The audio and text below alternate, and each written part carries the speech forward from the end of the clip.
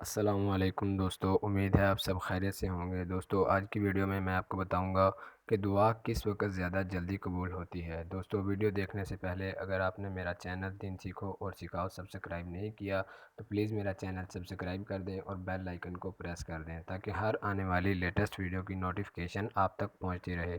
دوستو ویڈیو شروع کرتے ہیں۔ بسم اللہ الرحمن الرحیم۔ دوستو دعا کی قبولیت کی چند خاص گھڑیاں ہیں، جن میں سے ایک یہ ہے کہ ہر فرض نماز کے بعد دعا بہت جلد قبول ہوتی ہے، اور دوسری کہ تہجد کی نماز کے بعد انسان جو دعا مانگتا ہے وہ بھی بہت جلد قبول ہوتی ہے۔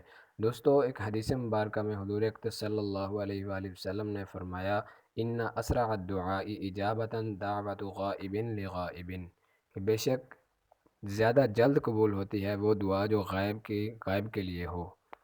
دوستو اس حدیث مبارکہ میں یہ جو لفظ ارشاد کیا گیا کہ غائب کے لیے ہو، اس کا معنی کیا ہے؟ اس کا معنی یہ ہے کہ جو شخص آپ کے سامنے حاضر نہیں ہے، آپ کے سامنے موجود نہیں ہے، آپ اس شخص کے لیے جو دعا کریں گے وہ بہت جلد قبول ہوگی۔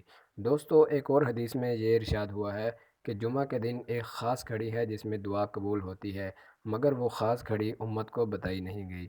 دوستو اکثر علماء یہ لکھتے ہیں کہ وہ جمعہ کے دو خطبوں کے درمیان جتنی دیر امام بیٹھتا ہے وہ گھڑی ہے۔ دوستو اس کے اندر ہاتھوں کو اٹھا کر اور بلند آواز سے دعا نہیں مانگنی چاہیے، بلکہ آہستہ آواز سے اور ہاتھ نیچے کر کے دعا مانگنی چاہیے۔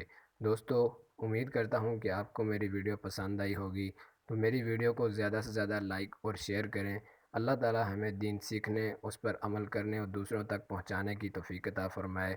اگلی ویڈیو تک کے لیے اللہ حافظ۔